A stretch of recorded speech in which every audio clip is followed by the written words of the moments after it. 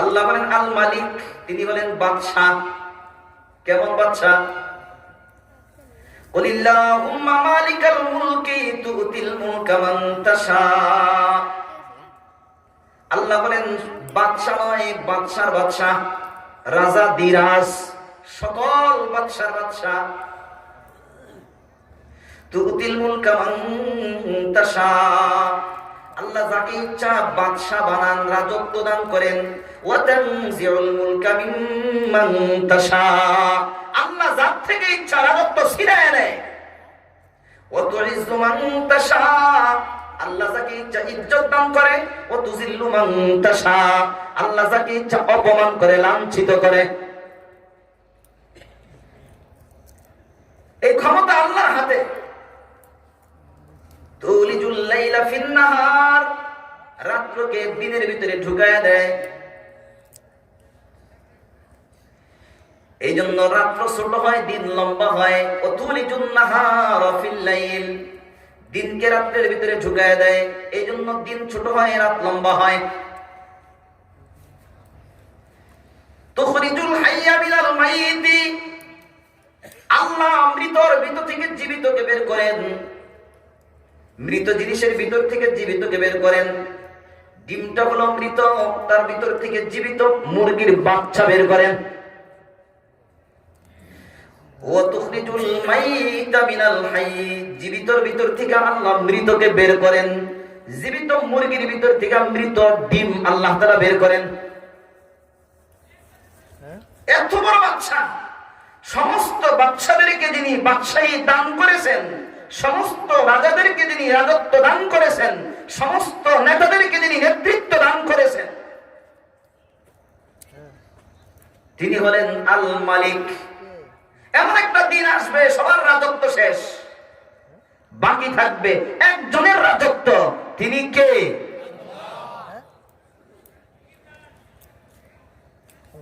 তাহলে আল্লাহ তো আসল বাদশা, আর কোন বাদশা আসলে বাদশা না। সকলকে রাজত্ব আল্লাহ দান করেন, আর আল্লাহর রাজত্বই বাকি থাকবে। সকলের রাজত্ব খতম হয়ে যাবে। কুল্লু মান আলাইহা ফান ওয়া ইয়াবকা ওয়াজহু রাব্বিকা যুল জালালি ওয়াল ইকরাম। আল্লাহ বলেন জমিনের উপরে যা আছে সব ধ্বংস হবে, যা আছে সব ধ্বংস হবে। যেমন ফেরাউন ধ্বংস হয়েছে, নমরুদ ধ্বংস হয়েছে, আবু জেহেল ধ্বংস হয়েছে। বড় বড় নেতারা, বড় বড় রাজারা, যারা নিজেরা খোদা দাবি করছে, তারা ধ্বংস হয়ে গেছে। সব ভবন ধ্বংস হবে, টুইন টাওয়ার ধ্বংস হবে।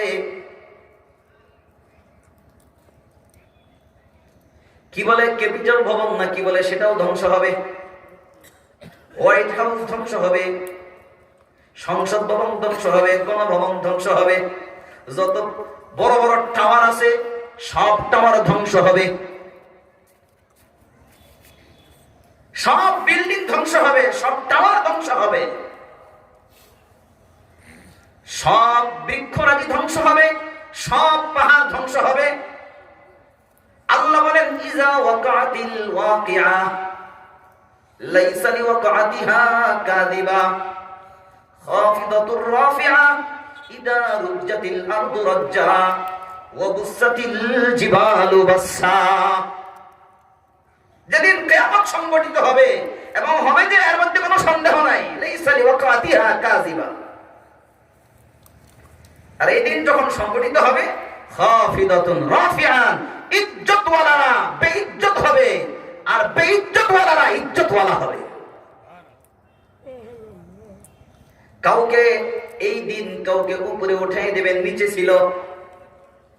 আর কেউ কেউ উপরে ছিল, এই দিন কাউকে নিচে নামায় দিবেন।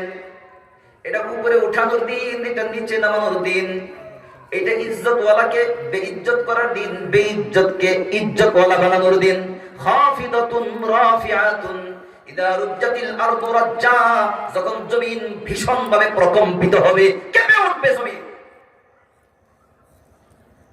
ফাকানাত হাবা ওয়া বুসাতিল জিবালু বাসসা,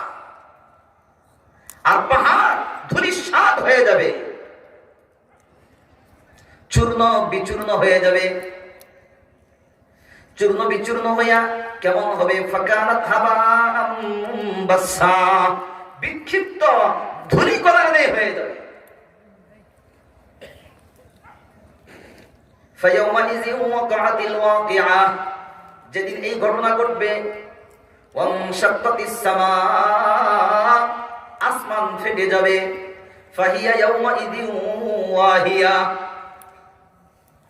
আসমান ফেটে যাওয়ার কারণে আসমান দুর্বল হয়ে যাবে। ওয়াল মালাকু আলা আরজাইহা, আসমানের প্রতি ইঞ্চি ইঞ্চি জায়গার মধ্যে ফেরেশতারা আছেন।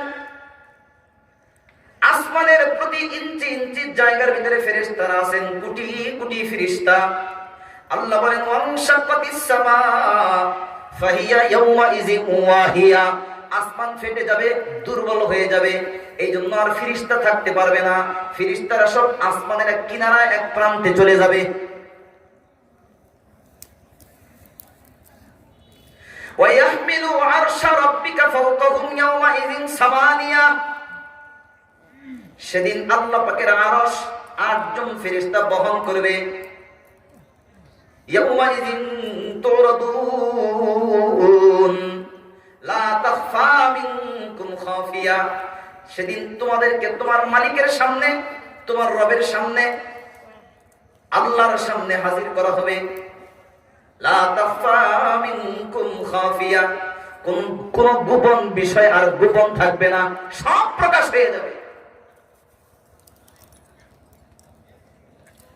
এমন একদিন আসবে সব ধ্বংস হয়ে যাবে, আল্লাহই শুধুমাত্র বাকি থাকবে, আর কেউ থাকবে না, সবার রাজত্ব শেষ। এই জন্য আল্লাহ বলেন বাদশাহ, প্রকৃত বাদশাহ তিনি। হাদিসে পাকের ভিতরে আসছে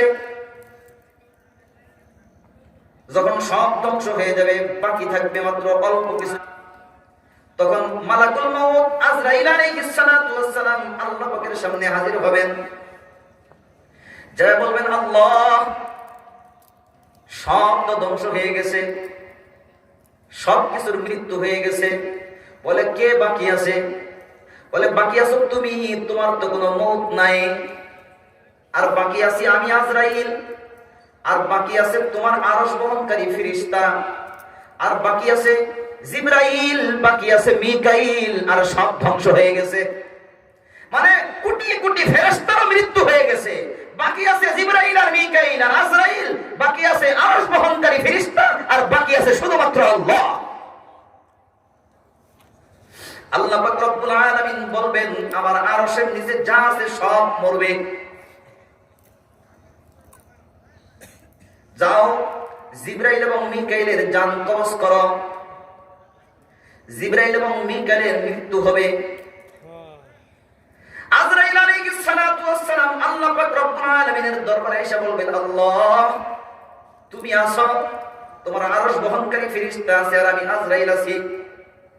আল্লাহ বলবেন আমার আরশের নিচে যা আছে সব ধ্বংস হবে। এবার আরশ বহনকারী ফেরেশতারও জান কবজ করা হবে। আরশ বহনকারী ফেরেশতারও জান কবজ করা হয়ে যাবে। আজরাইল আলাইহিস সালাতু ওয়াস সালাম বলবেন আল্লাহ আরশ বহনকারী ফেরেশতাও শেষ, জিবরাইলও শেষ, মিকাইলও শেষ, তুমি আসো, তোমার মউত নাই আর আমি আছি। আল্লাহ বলবেন আমার আরশের নিচে যা আছে সবার মৃত্যু হবে, তুমিও মরো। এতদিন পর্যন্ত যিনি লক্ষ লক্ষ কোটি কোটি প্রাণীর জান কবজ করেছেন, ওই দিন মালাকুল মউত আজরাইল নিজের জানটাও নিজে কবজ করবেন। বাকি থাকবে শুধু আল্লাহ। সারা পৃথিবীটাকে হাতের মুঠির ভিতরে নিয়ে 3টা ঝাঁকি দিবেন আল্লাহ, 3টা ঝাঁকি দিবেন। ইয়াউমা নাতুমিস সামা কাতাইস সিজিল্লিল কুতুব কামা বাদানা আউওয়ালা খালকিন নুঈদুহু।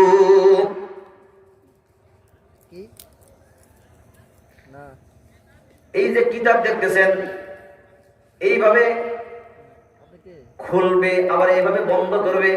আসমান সাত আসমান সাত জমিন, আমরা যেভাবে কিতাব এইভাবে খুলি আবার বন্ধ করি, আল্লাহ পাক রব্বুল আলামিন সাত আসমান সাত জমিন পুরা পৃথিবীটাকে পুরা দুনিয়াটাকে এইভাবে মুষ্টির ভিতরে নিয়ে খুলবেন আবার বন্ধ করবেন, খুলবেন আবার বন্ধ করবেন, খুলবেন আবার বন্ধ করবেন।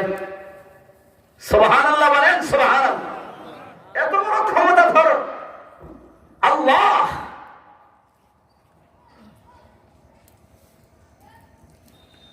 এরপরে আল্লাহ তাআলা বলবেন আইনাল জাব্বারুন আইনাল মুতাকাব্বিরুন, অহংকারীরা কোথায়, দাম্ভিকরা কোথায়, যারা দুনিয়াতে দম্ভের সাথে চলতো, অহংকারের সাথে চলতো, ক্ষমতার দাপট দেখাইতো, কোথায় তারা আজকে? আইনাল জাব্বারুন আইনাল মুতাকাব্বিরুন,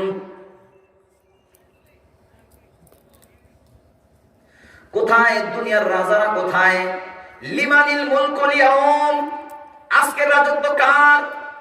কই ফেরাউন কই, নমরুদ কই, বখতে নসর কই, আবু জেহেল কই, আবু লাহাব কই, বুশের দলেরা কই? দুনিয়ার যত দাপটওয়ালা রাজা ছিল, আল্লাহ তাআলা বলেন লিমানিল মুলকুল ইয়াউম, আজকের রাজত্ব কার?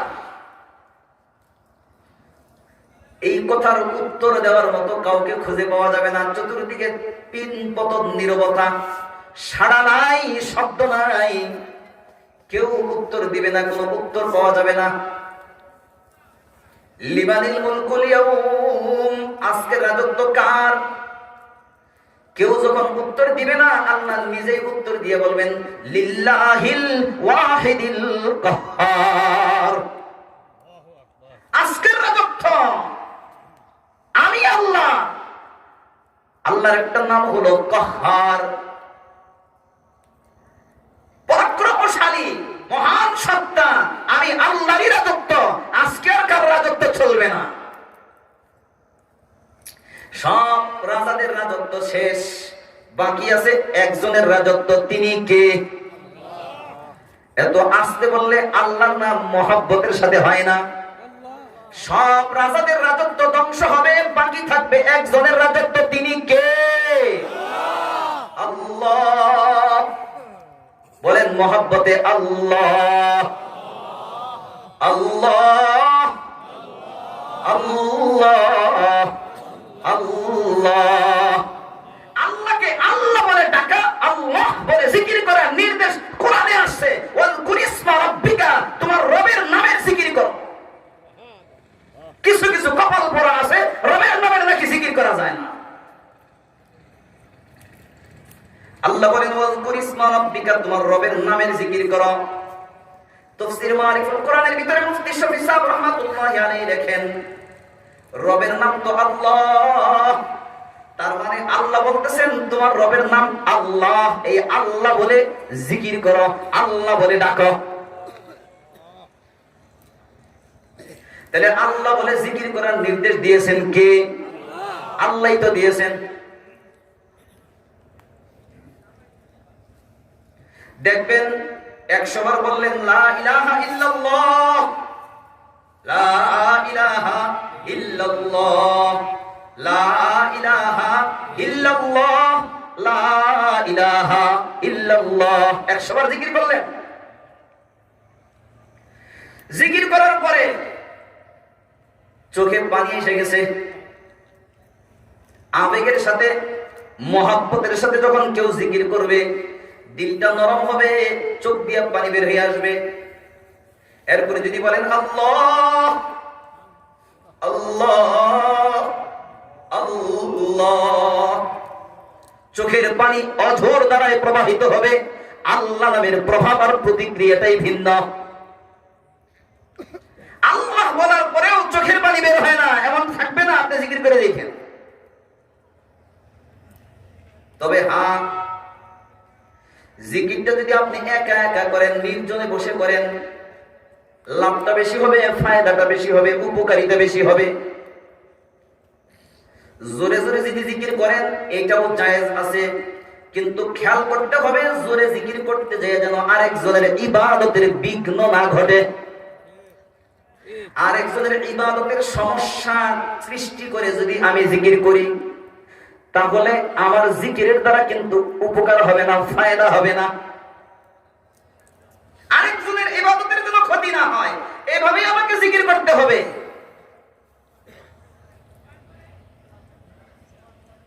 এটাও কোরআনে কারীমের ভিতরে আসছে, ওয়ামান আযলামু মিম্মান মানা'a মাসাজিদাল্লাহ আইয়ুযকারা ফিহা ইসমুহু ওয়া সা'a ফি খারাবিহা।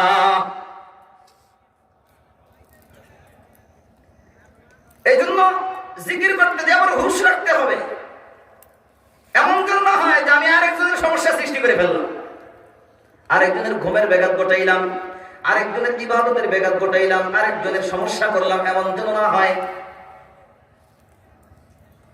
মুহতারাম হাজিরিন,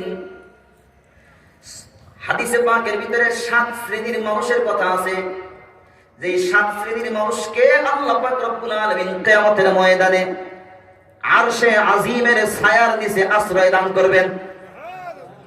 সুবহানাল্লাহ বলেন, সুবহানাল্লাহ। যেদিন কোনো ছায়া থাকবে না, ভয়াবহ দিন, কঠিন দিন, কিয়ামতের ময়দানে কোনো ছায়া থাকবে না। কিয়ামতের ময়দানে কি কোনো গাছ থাকবে? কোনো গাছ থাকবে না, কোনো ছায়ার ব্যবস্থা নাই। বলে সূর্যটা কত দূরে থাকবে? সূর্যটা কত দূরে থাকবে? হাদিসে পাকের ভিতরে আসছে, মিল শব্দ আছে, মিল। আল্লাহর রাসূল বলেন মিল দূরে থাকবে। মিল শব্দ আরবিতে 2 অর্থে ব্যবহার হয়। একটা হলো জমিনের দূরত্ব, যেটাকে আমরা মাইল বলি, মাইল, জমিনের দূরত্ব 1 মাইল। তো এই হাদিসের এক অর্থ হলো যে সূর্যটা 1 মাইল দূরে থাকবে। কয় মাইল? তাহলে তো বেশি গরম হবে না, তাই না? 1 মাইল দূরে থাকলে বেশি গরম হওয়ার কথা না তো। সুবহানাল্লাহ। বর্তমানে যে সূর্য আমাদেরকে তাপ দেয়, কতটুকু দূর, কয় মাইল দূরে আছে বলে? 5 মাইল দূরে, বই 500 মাইল, 5000 মাইল। বিজ্ঞানীদের মত হলো এটাও সঠিক, তাও বলা যাবে না, কারণ সূর্যের কাছাকাছি যাওয়া সম্ভবই না, পুরো ছাই হয়ে যাবে।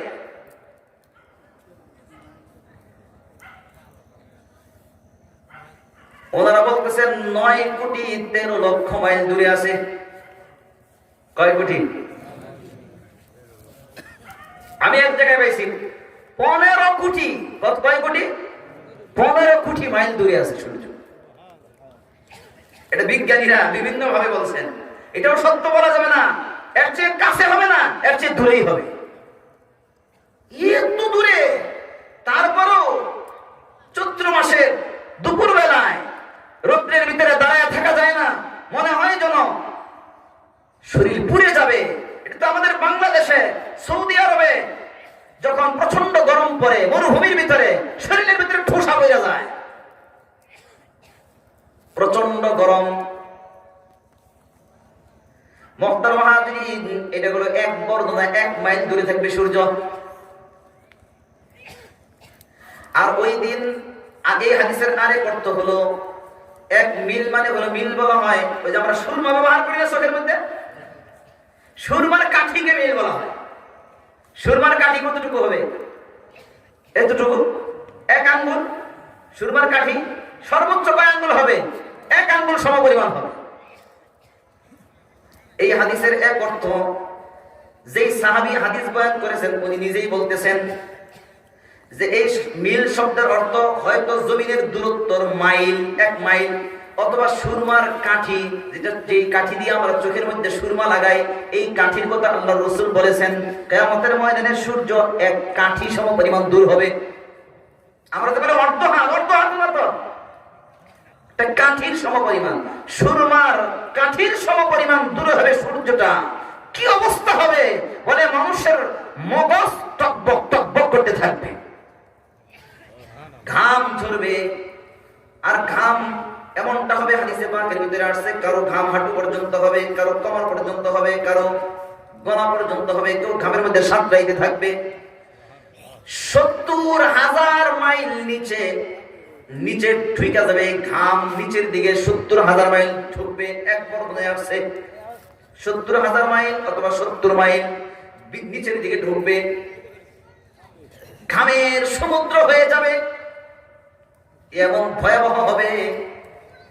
তবে ইমামে গাযালি রাহমাতুল্লাহি আলাইহি বলেন, দুনিয়াতে যারা আল্লাহর রাস্তায় শরীরের ঘাম ঝরাইছে বা শরীরের রক্ত ঝরাইছে, কিয়ামতের ময়দানে এদের শরীরের ঘাম ঝরবে না, এরা কোনো ঘাম পাবে না সেদিন, যারা দুনিয়াতে আল্লাহর জন্য ঘাম ঝরাইছে।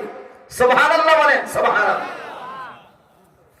যারা দুনিয়াতে আল্লাহর জন্য ঘাম ঝরাইছে, কিয়ামতের ময়দানে এদের ঘাম ঝরবে না। আরে ঘাম ঝরবে কেমনে? এদেরকে আল্লাহ আরশে আজিমের ছায়ার নিচে আশ্রয় দান করবেন। সেদিন একটা ছায়াই থাকবে, সেই ছায়াটা হলো আরশে আজিমের ছায়া। সুবহানাল্লাহ বলেন, সুবহানাল্লাহ। ইয়াউমা লা জিল্লা ইল্লা জিল্লুহু, সাবআতুন ইউযিল্লুহুমুল্লাহু ফি জিল্লিহি ইয়াউমা লা জিল্লা ইল্লা জিল্লুহু। 7 শ্রেণীর মানুষকে আল্লাহ পাক রব্বুল আলামিন আরশে আজিমের ছায়ার নিচে আশ্রয় দান করবেন। তার মধ্যে একটা হলো ইমামুন আদিলুন, ন্যায়পরায়ণ বাদশা।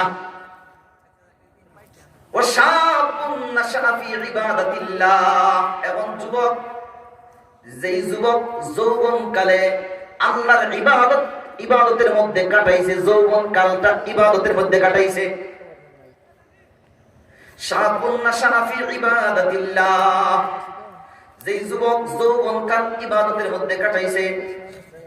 ওয়া রাজুলুন কলবুহু মুআল্লাকুন বিল মাসাজিদি, আরেকজন হলো ওই ব্যক্তি যার অন্তরটা আল্লাহর ঘর মসজিদের সাথে ঝুলন্ত থাকে। সুবহানাল্লাহ, আল্লাহর ঘর মসজিদের সাথে লাগা থাকে।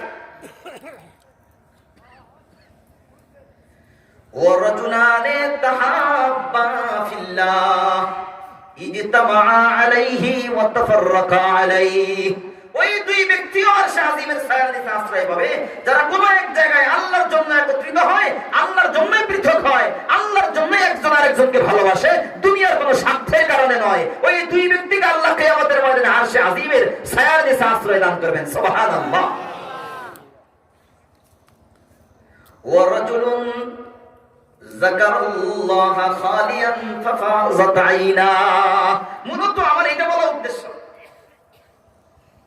ওয়ারাজুলুন যাকারাল্লাহা খালিয়ান ফাফাযাত আইনা, আল্লাহর রাসূল বলেন আরশে আজিমের ছায়ার নিচে আশ্রয় পাবে যারা, তার মধ্যে হলো ওই পুরুষ, ওই ব্যক্তি, ওই লোক যাকারাল্লাহা খালিয়ান, যে নির্জনে বসে আল্লাহর জিকির করে।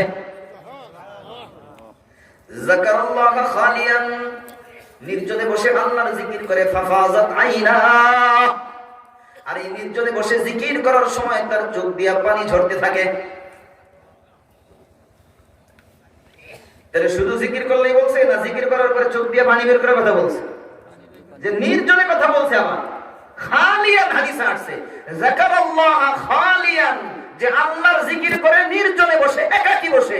ফাফাযাত আইনা, আর তার চোখ দিয়া অঝরে পানি ঝরতে থাকে।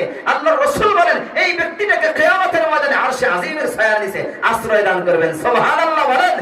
সম্মানিত উপস্থিতি, আল্লাহ পাক রব্বুল আলামিন আমাদেরকে দুনিয়াতে মুসাফির হিসেবে পাঠাইছেন। কি হিসেবে? আমরা ইচ্ছা করে আসি নাই, ইচ্ছা করে যাইতেও পারবো। আল্লাহ তাআলা আমাদেরকে পাঠাইছেন। আমরা দুনিয়াতে বর্তমানে মুসাফির আছি, মাঝপথে আছি। কেন আল্লাহ তাআলা আমাদেরকে দুনিয়াতে পাঠাইলেন? উদ্দেশ্য হলো যে দুনিয়া থেকে আমি আমার জান্নাতকে সাজাবো, জান্নাতকে সুন্দর করব, জান্নাতকে উন্নত করব। কারণ আমার নামে তো একটা জান্নাত বরাদ্দ আছে, তবে আবার জাহান্নামও কিন্তু বরাদ্দ আছে। হাদিসে আসছে প্রতিটা মানুষের জন্য জান্নাতের একটা জায়গা বরাদ্দ আছে তার নামে, জাহান্নামের একটা জায়গা তার নামে বরাদ্দ আছে। এখন আমি কোনটায় যাব, কোনটা গ্রহণ করব, এটা আমার স্বাধীনতা, আল্লাহ তাআলা দিয়েছেন। আমি যদি জাহান্নামের আমল করি তো আমাকে জাহান্নামে যাইতে হবে। আমি যদি জান্নাতে যাওয়ার আমল করি তো আমাকে আল্লাহ জান্নাত দিবেন। তাহলে এখন আমাকে আল্লাহ তাআলা দুনিয়াতে পাঠাইলেন কি জন্য? জান্নাতে যাব না জাহান্নামে যাব? জান্নাতটা ঠিক করার জন্য পাঠাইছেন, জান্নাতের বাড়ি সাজানোর জন্য পাঠাইছেন। তবে যদি তা না পারি তখন আমার ঠিকানা কোথায় হবে? জাহান্নাম। কারণ আমাদের প্রত্যেকের বাড়ি হলো জান্নাত। আমাদের প্রত্যেকের বাড়ি কই? জান্নাত। বলতে পারে হুজুর বাড়ি কেমনে জান্নাত হলো? বলে জান্নাত আমাদের বাড়ি, তার কারণ হলো আমাদের বাবার বাড়ি হলো জান্নাতে। মানুষ দুনিয়াতে পরিচয় দেয় বাবার বাড়ি হিসেবে। ঢাকাতে ফ্ল্যাট কিনছে, বড় বাসা করছে, বাড়ি করছে কয়েকটা। জিজ্ঞাসা যদি করে যে বাবাজি আপনার বাড়ি কই, তো ঢাকার কথা বলে না, কয় না ও বাড়ি ঘাটাই। কোথায় বাড়ি? কেন? ঘাটাইল হলো পিতৃভূমি, বাবার বাড়ি ঘাটাইল। এই জন্য ঢাকাতে বাড়ি করা সত্ত্বেও সে পরিচয় দেয় কোন জায়গার কথা? ঘাটাইলের কথা। কারণ বাবার বাড়ি সন্তানের বাড়ি হয়। তো আমাদের বাবা হলো আদম আলাইহিস সালাতু ওয়াস সালাম। আমরা সকলেই আদম আলাইহিস সালাতু ওয়াস সালামের সন্তান। কোরআন কারীমের ভিতরে আল্লাহ পাক রব্বুল আলামিন আমাদেরকে বনি আদম বলে ডাক দিয়েছেন। আলাম আহাদ ইলাইকুম ইয়া বানি আদম আল্লা তা'বুদুশ শাইতান ইন্নাহু লাকুম আদুউম মুবিন। ইয়া বানি আদম খুযু যিনাতাকুম ইনদা কুল্লি মাসজিদিন ওয়া কুলু ওয়াশরাবু ওয়া লা তুসরিফু ইন্নাহু লা ইউহিব্বুল মুসরিফিন। ইয়া বানি আদম قد أنزلنا عليكم لباسا يواري سوآتكم وريشا يا بني آدم لا يفتننكم الشيطان। আল্লাহ পাক রব্বুল আলামিন কোরআনে কারীমের জায়গায় জায়গায় আমাদেরকে ইয়া বানি আদম, হে আদমের সন্তানেরা বলে ডাক দিয়েছেন। আদম আলাইহিস সালাতু ওয়াস সালাম আমাদের বাবা, আমরা আদম আলাইহিস সালাতু ওয়াস সালামের সন্তান। আল্লাহ পাক রব্বুল আলামিন আদম আলাইহিস সালাতু ওয়াস সালামকে সৃষ্টি করার পরে আদম আলাইহিস সালাতু ওয়াস সালামকে আগে জান্নাতের ভিতরে রাখছেন, তারপরে দুনিয়াতে পাঠাইছেন। আল্লাহ বুঝাইতেছেন তোমার বাড়ি হলো আসলে জান্নাত, দুনিয়া তোমার বাড়ি না। তুমি থাকবা হলো চিরকাল জান্নাতে, দুনিয়াতে চিরকাল থাকবা না। তবে জান্নাতের বাড়িটাকে সাজানোর জন্য, জান্নাতের বাড়িটাকে সুসজ্জিত করার জন্য, জান্নাতের বাড়িটাকে সুন্দর বানানোর জন্য দুনিয়ার অল্প কিছুদিনের জিন্দেগি আমি আল্লাহ তোমাদের দান করলাম। দুনিয়াতে আল্লাহ আমাদেরকে মুসাফির হিসেবে পাঠাইলেন জান্নাতের বাড়িকে সাজানোর জন্য। যেমন আমাদের বাংলাদেশের অনেক মানুষ বিদেশে যায়, সৌদি আরব যায়, সিঙ্গাপুর যায়, মালয়েশিয়া যায়, আফ্রিকাতে যায়। কি জন্য যায়? অনেক সময় বাড়ি ভিটা বিক্রি করে যায়, লক্ষ লক্ষ টাকা ঋণ করে তারপরে বিদেশে যায়। যায় কি যায় না? কি উদ্দেশ্যে যায়? বাড়িটা বিক্রি করে দিয়েছে, আর এই দেশে আসবে না, এই জন্য বাড়ি বিক্রি করছে। উদ্দেশ্য হলো যে এর চেয়ে আরো বড় বাড়ি করবে, এর চেয়ে আরো সুন্দর বাড়ি করবে, বিদেশে যে টাকা কামাবে, দেশের বাড়ি সুন্দর করার জন্য। কথা ঠিক না ঠিক? মুহতারাম হাজিরিন, এখন মনে করেন এক ব্যক্তি বাংলাদেশ থেকে বিদেশে গেছে, বাড়ি ভিটাও বিক্রি করে গেছে, 10 বছর 15 বছর 20 বছর বিদেশে থাকছে, 1 টাকাও বাড়িতে পাঠায় নাই। সব ভাঙ্গা ভাঙ্গা বিদেশে বসে বসে খাইছে আর উড়াইছে, নষ্ট করছে, অথবা কামাই করে নাই। বলেন তো দেখি 20 বছর পরে যখন এই ছেলেটা বাংলাদেশে আসবে, আত্মীয় স্বজন, পরিবার পরিজন, প্রতিবেশী যারা আছে এরা সবাই খুব খুশি। মাইক্রো কার ভাড়া করে নিয়ে এয়ারপোর্টে তারা অভ্যর্থনা জানানোর জন্য যাবে, তাই না? কেউ যাবে না, বরং তারে আরো উল্টা তিরস্কার করবে। অথর্ব কোথাকা, বাড়ি বিক্রি করে বিদেশ গেছে, 20 বছর থেকে তুমি কি করলা? একটা বাড়ি কিনতে পারলো না, বাড়ি বানাইতে পারলো না। এবং তিরস্কার এবং গালাগালি করবে কি করবে না? মুহতারাম হাজিরিন, আল্লাহ পাক রব্বুল আলামিন আমাদেরকেও এরকম আমাদের বাড়ি জান্নাত থেকে দুনিয়াতে পাঠাইলেন। দুনিয়া আমাদের বাড়ি নয়, দুনিয়াতে আমরা প্রবাস জীবন কাটাইতেছি, মুসাফির। ইহা হাম সব মুসাফির হ্যায়, ওহি আখির ঠিকানা। ইহা হাম সব মুসাফির হ্যায়, কবর हमारा ঠিকানা। कोई आगे रवाना है, कोई पीछे रवाना। जगह जी लगाने की दुनिया नहीं है, ये इबरत की जा है, तमाशा नहीं है। এখানে আল্লাহ পাক রব্বুল আলামিন আমাদেরকে মুসাফির হিসেবে পাঠাইলেন। উদ্দেশ্য হলো জান্নাতের বাড়িকে সাজাবো, জান্নাতের বাড়ি সুন্দর করব। এই জন্য আল্লাহ পাক রব্বুল আলামিন অল্প কিছুদিনের হায়াত দিয়ে মুসাফির হিসেবে আমাদেরকে দুনিয়ায় পাঠাইলেন।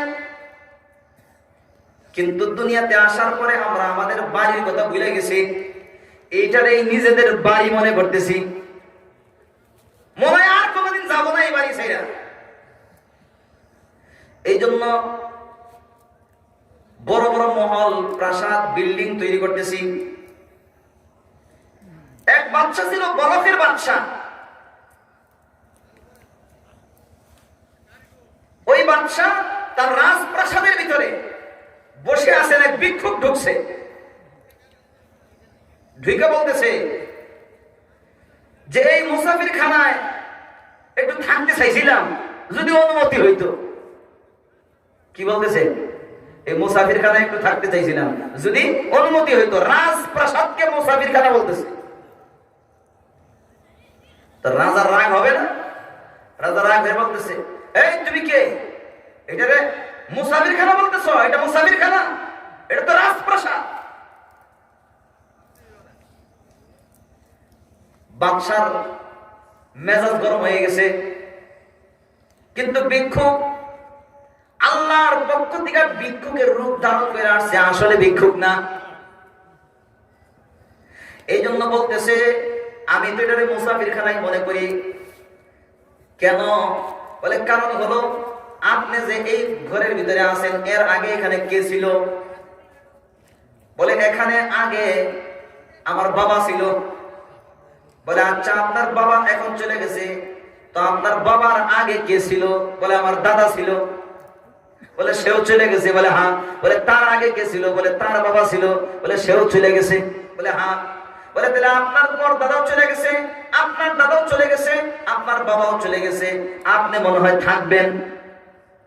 বলে না, আমিও তো থাকবো না, আমাকেও চলে যেতে হবে। বলে যেখান থেকে চলে যেতে হয়, যেখানে চিরকাল থাকা যায় না, ওইটাই তো এই মুসাফির খানা। এই অর্থে তো আমি এটাকে মুসাফির খানা বলছি।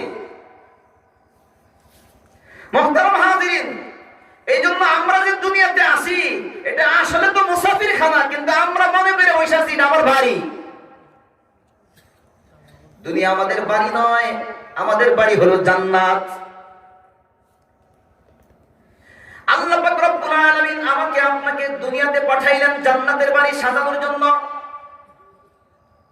কিন্তু আমি যদি দুনিয়াতে আসার পরে জান্নাতের বাড়িটাকে সুসজ্জিত করে সাজাই, জান্নাতের আমল করি, আল্লাহ পাক রব্বুল আলামিন আমাকে পৃথিবীর সর্বশ্রেষ্ঠ মাখলুক বলে ঘোষণা দিয়েছেন, সৃষ্টির সেরা বলে ঘোষণা দিয়েছেন, যে নাকি দুনিয়াতে আসার পরে জান্নাতে যাওয়ার আমল করবে, মালিককে খুশি করবে, নিজের বাড়ির কথা ভুলে যাবে না, বাড়ির কথা স্মরণ রাখবে এবং বাড়িতে নিয়মিত আমল পাঠাইতে থাকবে, বাড়িকে সাজাইতে থাকবে। যেই মানুষটা এই আমল করতে থাকবে, ওই মানুষটাকে আল্লাহ পাক রব্বুল আলামিন কোরআনের ভিতরে সর্বশ্রেষ্ঠ মাখলুক বলেছেন। ইন্নাল্লাযীনা আমানু ওয়া আমিলুস সালিহাত উলাইকা হুম খায়রুল বারিয়া। আল্লাহ পাক রব্বুল আলামিন বলেন, আমার যে সকল বান্দা এবং বান্দি ঈমান আনার পরে নেক আমল করে, উলাইকা হুম খায়রুল বারিয়া, তারাই হলো সৃষ্টির সেরা, এরাই হলো আশরাফুল মাখলুকাত, এরাই হলো দামি। আর যারা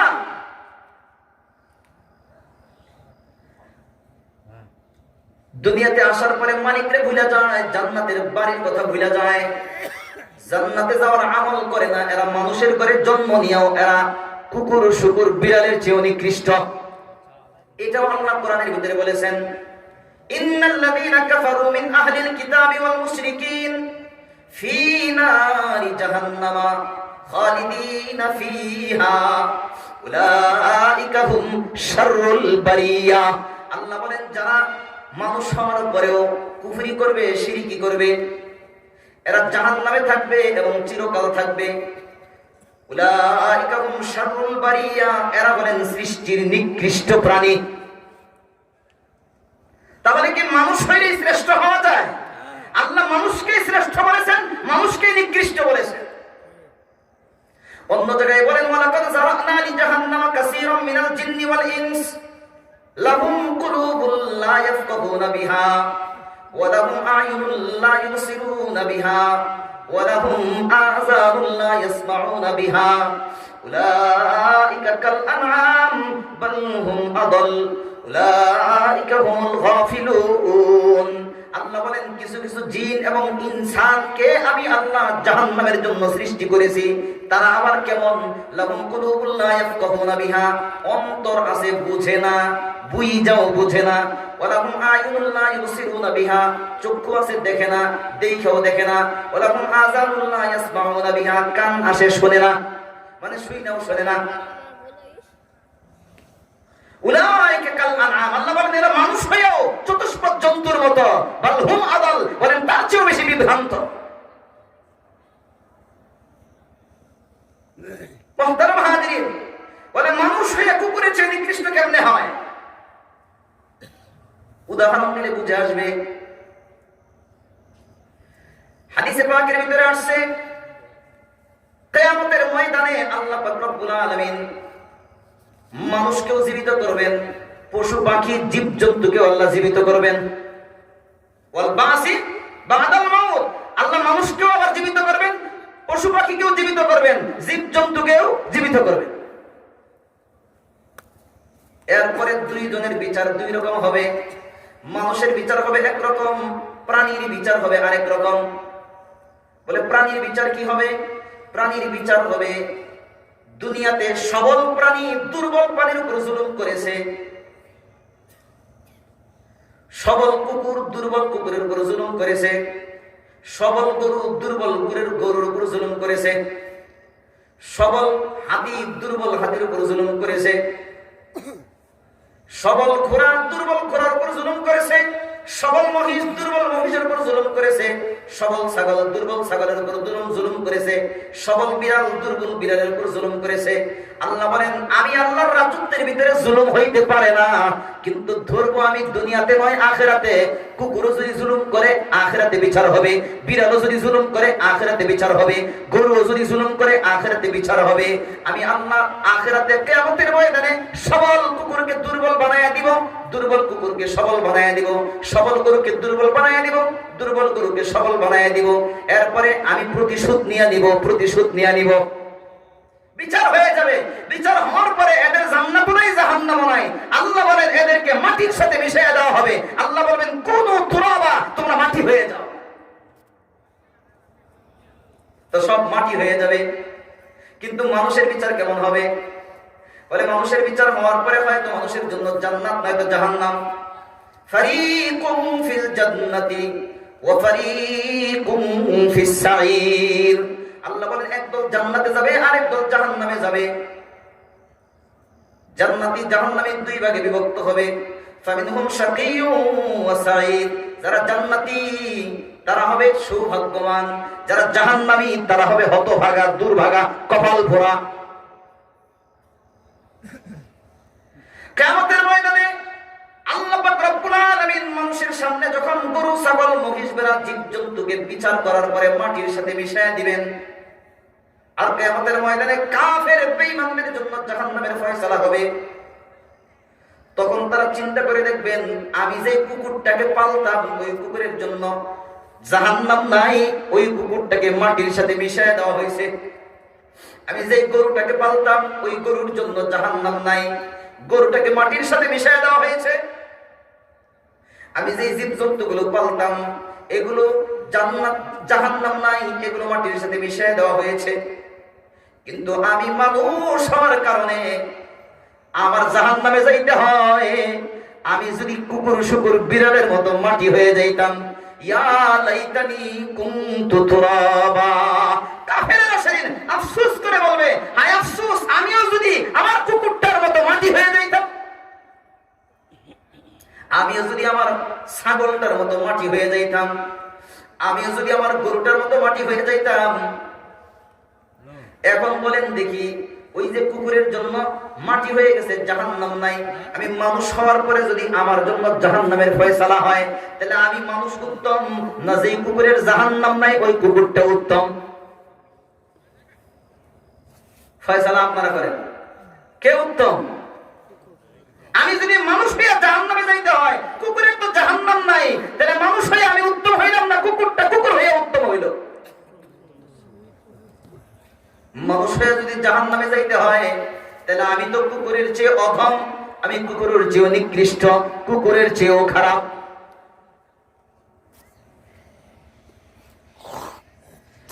এই জন্য দুনিয়াতে আসার পরে যারা বাড়ির কথা ভুলে যায়, জান্নাতের কথা ভুলে যায়, আখিরাতের কথা ভুলে যায়, ইচ্ছা স্বাধীন চলাফেরা করে, বাড়ির কথা একদম ভুলে গেছে। হাদিসে পাকের ভিতরে আসছে যে জান্নাত যে আমার বাড়ি, এটারে যদি দুনিয়াতে আসার পরে জান্নাতের বাড়ি না সাজাই, জান্নাতে যাওয়ার আমল না করি, তখন আমার মৃত্যুর সময়ে আমার চোখের সামনে জান্নাতের বাড়িটা হাজির করা হবে। জান্নাতের বাড়িটা হাজির করার পরে আমাকে বলা হবে, ও কপাল পোড়া, এই যে সুন্দর বাড়ি দেখা যায়, সুন্দর জান্নাত, এই জান্নাতটা তোর নামে বরাদ্দ ছিল, এই জান্নাতটা তোর নামে বরাদ্দ ছিল, কিন্তু তুই ইচ্ছা স্বাধীন চলার কারণে, ঈমান আমল না থাকার কারণে, তুই আল্লাহকে অসন্তুষ্ট করার কারণে এখন তোর ঠিকানা এই যে জাহান্নাম, এই জাহান্নাম হবে তোর ঠিকানা। মৃত্যুর আগে জান্নাত দেখাবে, ঠিকানা হবে জাহান্নাম। আল্লাহ তাআলা কষ্ট মাত্রা আরো বাইরে যাবে, এই কষ্টের মাত্রা বাড়ানোর জন্য এই কাজ করবেন যে তোমার নামে এটা বরাদ্দ ছিল, আমল না করার কারণে এখন তুমি জাহান্নামী। জান্নাত দেখাবে, জান্নাত দিবে না, জাহান্নাম দিবে। আর কোন মানুষ যদি ঈমান আমল সুন্দর করে আল্লাহকে রাজি করে জান্নাতের বাড়ি সাজাইতে পারে, আল্লাহ পাক রব্বুল আলামিন মৃত্যুর সময় তার চোখের সামনে আগে জাহান্নামের দৃশ্যটা হাজির করবেন, এবং আল্লাহ পাক রব্বুল আলামিন বলবেন, ও বান্দা, এই যে এই জায়গাটাও জাহান্নামের এই জায়গাটাও তোমার নামে বরাদ্দ ছিল, কিন্তু তুমি আমি আল্লাহকে রাজি খুশি করার কারণে, ঈমান আমল সুন্দর করার কারণে এই জাহান্নাম থেকে তোমারে বাঁচাইয়া এই যে দেখো সুদর্শন সুন্দর জান্নাত, এই জান্নাতের মালিক তোমাকে বানাইয়া দেওয়া হলো। এই মৃত্যুর সময় ঈমানদারের সামনে জাহান্নামের বাড়ি দেখানোর পরে জাহান্নামের বাড়ি দেওয়া হবে না, জান্নাতের বাড়ি দেখানোর পরে জান্নাতের বাড়ি দেওয়া হবে। আর বেঈমানকে জান্নাতের বাড়ি দেখানো হবে, দেওয়া হবে না, জাহান্নামের বাড়ি দেওয়া হবে। যার কারণে বেঈমানের কষ্টের মাত্রা বেড়ে যাবে, ঈমানদারের সুখ আর শান্তি আর আনন্দের মাত্রা বাইরে যাবে। এই জন্য ঈমানদারের মৃত্যুর সময় ঈমানদার হাসতে থাকবে। ঈমানদার মৃত্যুর সময় হাসে, কারণ জান্নাতের বাড়ি সে দেখতে পায়। মুহতারাম হাজিরিন, এই জন্য খুব ভালো করে আমাদেরকে বুঝতে হবে, দুনিয়ার যে জীবনটা আমরা বর্তমানে আসি, এটা দেওয়ার উদ্দেশ্য কত? আমি দুনিয়া থেকে জাহান্নাম থেকে বাঁচার আমল করব, জান্নাতে যাওয়ার আমল করব। আল্লাহ তাআলা আমাদেরকে ডাইকা কোরআনে কারীমের ভিতরে বলছেন, ইয়া আইয়ুহাল্লাযীনা আমানু কু আনফুসাকুম ওয়া আহলিকুম নারা, হে ঈমানদারেরা, কু আনফুসাকুম ওয়া আহলিকুম নারা, তুমি তোমাকে এবং তোমার পরিবারকে জাহান্নামের আগুন থেকে বাঁচাও। তুমি তোমাকে এবং তোমার পরিবারকে জাহান্নামের আগুন থেকে বাঁচাও। আল্লাহ বলেন, ওয়াকুদুহান নাস ওয়াল হিজারা, জাহান্নামের আগুনটা কত বড় ভয়াবহ তুমি জানো নি? এই জাহান্নামের আগুনের জ্বালানি হবে মানুষ এবং পাথর।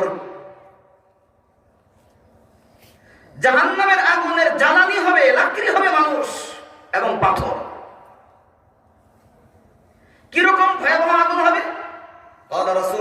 সাল্লাল্লাহু আলাইহি ওয়াসাল্লাম, নারুকুম হাযিহি জুজউম মিন 70 জুজআম মিন নারি জাহান্নাম।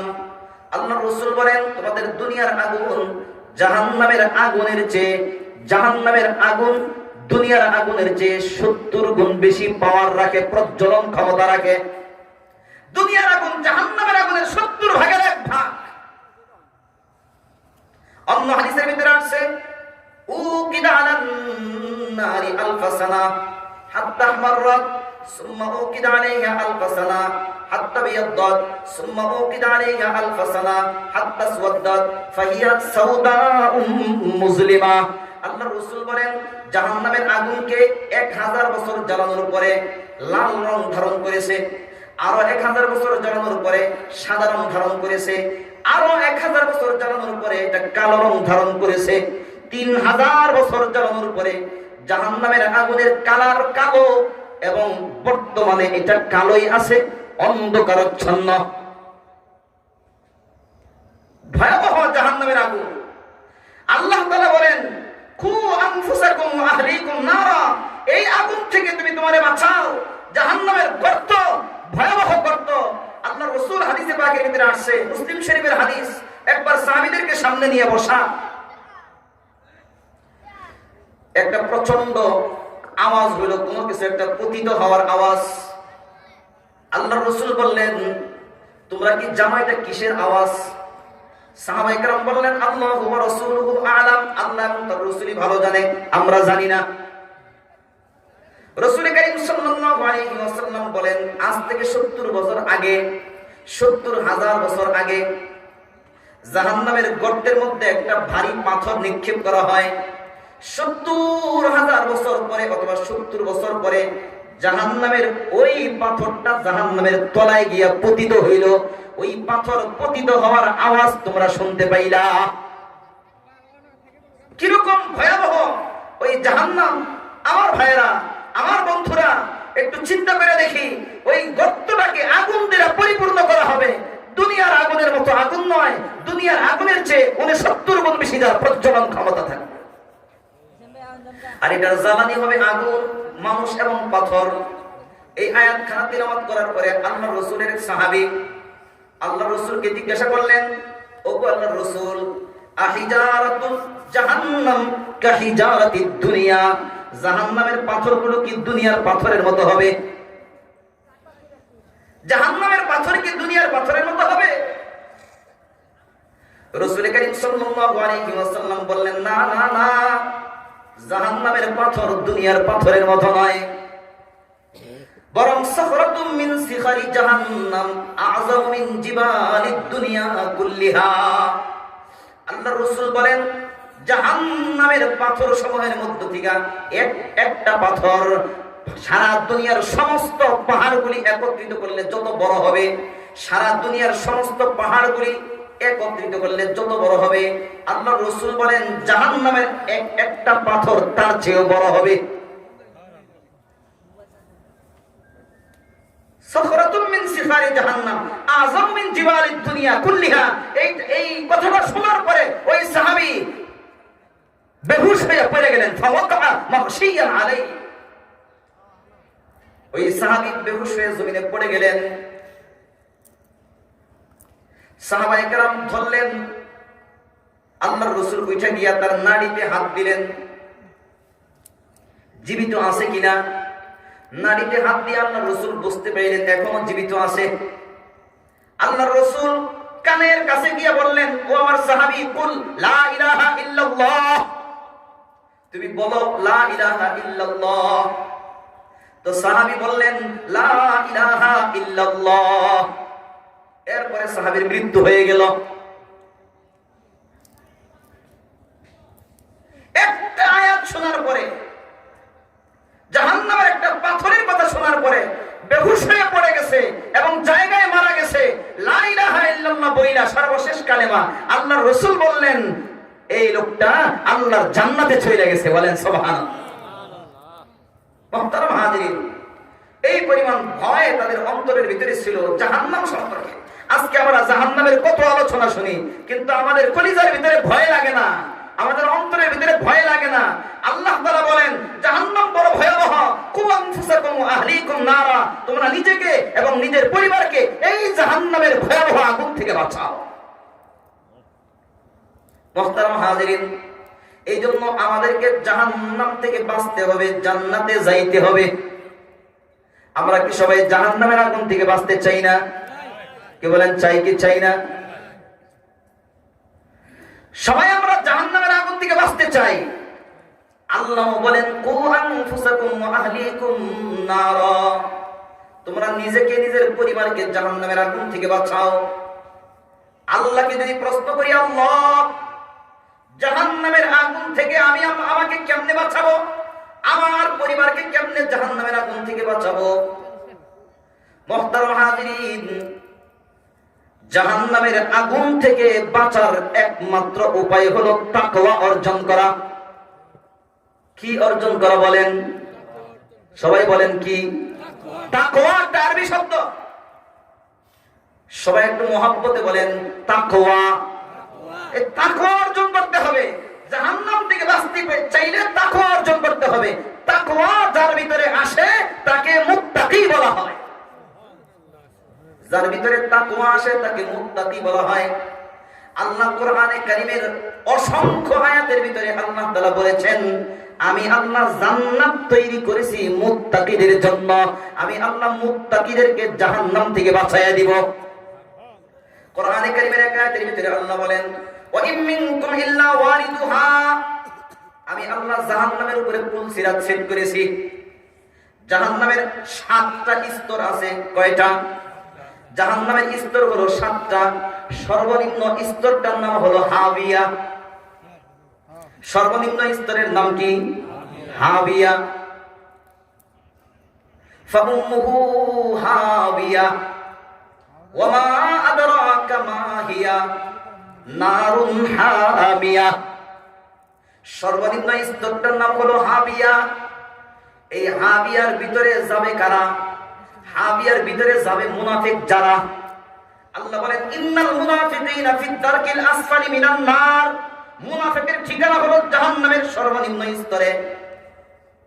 সর্বনিম্ন স্তরে যাবে মুনাফিকরা, সর্বনিম্ন স্তরে যাবে ফেরাউন, সর্বনিম্ন স্তরে যাবে নমরুদ। মুহতারাম হাজিরিন, এর উপরের স্তরের নাম হলো হুতামা। কাল্লা লা ইউনবাযান্না ফিল হুতামা ওয়া মা আদরাকা মাল হুতামা নারুল্লাহিল মুকাদা আল্লাতী তাত্তালি'ু আলাল আফইদা ইন্নাহা আলাইহিম মুকসাদা ফি আমাদিন মুমাদ্দাদা। এই হুতামাটা হলো দ্বিতীয় নম্বরের স্তর। এখানে যাবে কাফের মুশরিক যারা, তারা। 3 নম্বরের স্তরের নাম হলো লাযা। কাল্লা ইন্নাহা লাযা নাযাআতাল লিশশাওয়া তাদউ মান আদবারা ওয়া তাওয়াল্লা। এই স্তরে যাবে হলো শয়তান। এই স্তরে যাবে হলো ধর্মহীন সাইবিন যারা, যারা নাস্তিক, যারা কোনো ধর্ম মানে না। আরেকটা জাহান্নামের স্তরের নাম হলো সাকার। এই সাকার নামক জাহান্নামের সাউসলিহি সাকার ওয়া মা আদরাকা মা সাকার লা তুবকি ওয়া লা তাজার লাওয়াহাতুল লিল বাশার আলাইহা 19। এখানে যাবে কাফের মুশরিক যারা, তারা না। এখানে শয়তানের কথা আসছে, শয়তান যাবে। এরপরে স্তরের নাম হলো সাঈর। এই স্তরের ভিতরে যাবে ইহুদিরা। এরপরের স্তর আছে, এই স্তরের ভিতরে যাবে খ্রিস্টানেরা। এটাকে বলা হয় জাহিম। এই হলো 6টা স্তর। 7 নম্বরের স্তর যেটা হলো জাহান্নাম। এখানে মুসলমান যারা কিন্তু গুনাহগার হওয়ার কারণে জাহান্নামে যাবে। এই প্রথম স্তর, এটার নাম হলো জাহান্নাম। ওয়াহুম ইয়াস্তারিখুনা ফি নারি জাহান্নাম। 7টা জাহান্নাম স্তরের নাম বললাম। সর্বপ্রথম স্তরটার নাম হলো জাহান্নাম। এই জাহান্নামের উপরে আল্লাহ পাক রব্বুল আলামিন পুল সিরাত সেট করেছেন। পুল সিরাত এটা পার হইয়া জান্নাতে যাইতে হবে। আল্লাহ বলেন ওয়া ইম মিনকুম ইল্লা ওয়ারিদুহা, তোমাদের মধ্যে এমন কেউ নাই যে নাকি জাহান্নামের উপরে সেট করা এই সেতু পার না হইয়া জান্নাতে যাইতে পারবে, এমন কেউ নাই। জান্নাতে যাইতে চাইলে এই পুল সিরাত পার হতেই হবে। কানা আলা রাব্বিকা হাতমান মাকদিয়া, এটা আমি আল্লাহ অকাট্য সিদ্ধান্ত করে ফেলেছি, জাহান্নামের পুল সিরাত পার না হইয়া কেউ জান্নাতে যাইতে পারবে না। বলে দেখ, পার হইতে যায় অনেকে পড়ে যাবে, বাইসা যাবে কে? পরের আয়াতে বলেন সুম্মা নুনাজ্জিল্লাযীনা তাকাউ ওয়া নাযারুজ যালিমিনা ফিহা আদিসিয়া। আল্লাহ বলেন সুম্মা নুনাজ্জিল্লাযীনা তাকাউ, জাহান্নামের উপরের পুল সিরাত থেকে নিরাপদে জান্নাত পর্যন্ত পৌঁছায় দিব আমি তাদেরকে, যারা হবে মুত্তাকি, যারা হবে তাকওয়াওয়ালা। সুবহানাল্লাহ বলেন সুবহানাল্লাহ। আল্লাহ পাক রব্বুল আলামিন বলেন উইদ্দাত লিল মুত্তাকিন, জান্নাত আমি আল্লাহ মুত্তাকিদের জন্য বানাইছি। ওয়া উযলিফাতিল জান্নাতু লিল মুত্তাকিন, আমি আল্লাহ মুত্তাকিদেরকে জান্নাতের কাছাকাছি নিয়ে যাব। আল্লাহ বলেন ইন্নাল মুত্তাকিনা ফি জান্নাতিন ওয়া উয়ুন, মুত্তাকিরা জান্নাতের মধ্যে যাবে। ইন্নাল মুত্তাকিনা ফি মাকামিন আমিন, মুত্তাকিরা মাকামিন আমিনের ভিতরে যাবে। ইন্নাল মুত্তাকিনা ফি জান্নাতিন ওয়া নাঈম, মুত্তাকিরা জান্নাতের নাঈমের ভিতরে যাবে। ইন্নাল মুত্তাকিনা ফি জান্নাতিন ওয়া নাহার, আল্লাহ বলেন মুত্তাকিরা জান্নাতের বাগ বাগিচায় এবং নহর সমূহের ভিতরে ঘুরে বেড়াবে। সুবহানাল্লাহ বলেন সুবহানাল্লাহ। কোরআনে কারীমের অসংখ্য আয়াতের ভিতরে আল্লাহ বলেন আমি জান্নাত মুত্তাকিদের জন্য তৈরি করেছি। তাহলে জাহান্নাম থেকে বাঁচতে চাইলে, জান্নাতে যাইতে চাইলে কি লাগবে? কথা বলেন না কেন? জোরে বলেন। তাকওয়া লাগবে। কি লাগবে বলেন? তাকওয়া লাগবে। যার ভিতরে তাকওয়া আসে তাকে কি বলা হয়? মুত্তাকি বলা হয়।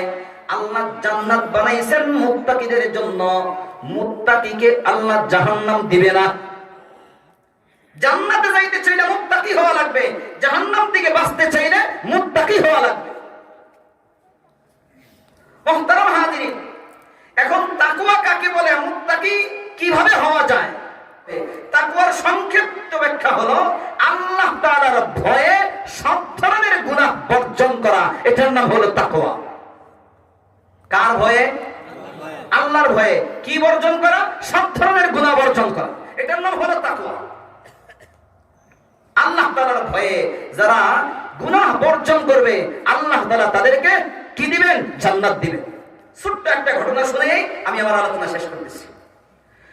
ওয়ালিমান খাফা মাকামা রাব্বিহি জান্নাতান, আল্লাহ তাআলা বলেন যারা কিয়ামতের ময়দানে আল্লাহর সামনে দাঁড়াইতে হবে এই চিন্তা করে গুনাহ করার সুযোগ থাকা সত্ত্বেও গুনাহ করে না, আমি আল্লাহ তাদেরকে দুইটা জান্নাত পুরস্কার দিব। বলেন সুবহানাল্লাহ। কয়টা জান্নাত? দুইটা জান্নাত পুরস্কার দিব। মুহতারাম হাজিরিন, হযরত ওমর ফারুক রাদিয়াল্লাহু তাআলা আনহুর জামানায় এক যুবক সাহাবী অথবা তাবেঈ, এক যুবক খুব নেককার, খুব পরহেজগার, খুব দিনদার। মুহতারাম হাজিরিন, এই যে দিনদার পরহেজগার এই যুবক মসজিদে যাতায়াত করে নিয়মিত নামাজ আদায় করে, খুব পরহেজগার, মুত্তাকি, চেহারা কিন্তু খুব সুন্দর। এক নারী তার চেহারার প্রতি আকৃষ্ট হইয়া রাস্তার ভিতরে আটকাইয়া রাত্রিবেলায় যখন এশার নামাজ পড়ে আসতেছে তখন রাস্তার ভিতরে আটকাইছে, বলতেছে আমার মনের চাহিদা পূরণ করতে হবে। নাউজুবিল্লাহ বলেন নাউজুবিল্লাহ।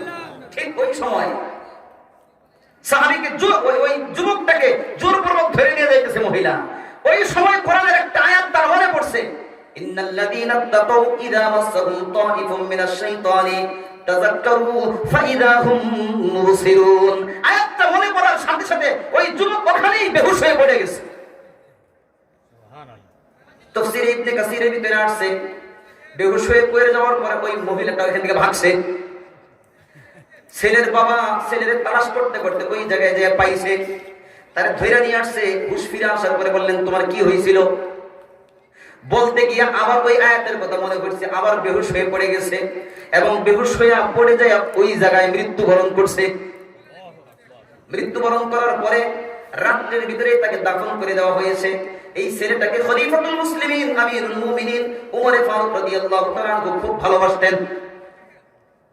ওমর ফারুক রাদিয়াল্লাহু তাআলা এই সাহাবীকে খুব ভালোবাসতেন। ভালোবাসার পরে সকালবেলায় জানতে পাইলেন ওই যুবকটা হঠাৎ করেই মারা গেছে। আগে সংবাদ পায় নাই, দৌড়ে গেছে যুবকের বাড়িতে, যে দেখে যে জানাজা হয়ে গেছে, দাফন হয়ে গেছে। হযরত ওমর ফারুক রাদিয়াল্লাহু তাআলা ওই যুবকের কবরের সামনে গিয়া জানাজার নামাজ আদায় করলেন, অর্থাৎ দোয়া করলেন ওই যুবকের জন্য। কবরের সামনে গিয়া যুবকের জন্য দোয়া করলেন। দোয়া করার পরে যুবককে ডাক দিয়া বললেন, ঘটনা তো আগেই শুনছে, যুবককে ডাক দিয়া বললেন, ও যুবক, কোরআনের সুসংবাদ শুনে নাও। আল্লাহর ভয়ে আল্লাহর সামনে দাঁড়াইতে হবে, এই ভয়ের কারণে যে নাকি গুনাহের সুযোগ থাকা সত্ত্বেও গুনাহ করে না, আল্লাহ তাকে দুইটা জান্নাতের সুসংবাদ দিয়েছেন। ওয়ালিমান খাফা মাকাম রাব্বিহি জান্নাতান। সুতরাং ও যুবক, তুমি দুইটা জান্নাতের সুসংবাদ গ্রহণ করো। ওমর ফারুক রাদিয়াল্লাহু তাআলা যখন এই কথা বলছেন, তখন ওই কবরের ভিতর থেকে আওয়াজ আসছে, ও ওমর খলিফাতুল মুসলিমিন, আপনি শুনে রাখেন, ওই দুইটা জান্নাত অলরেডি আমি পেয়ে গেছি, আমার আল্লাহ আমাকে দিয়ে দিবেন। সুবহানাল্লাহ বলেন, সুবহানাল্লাহ।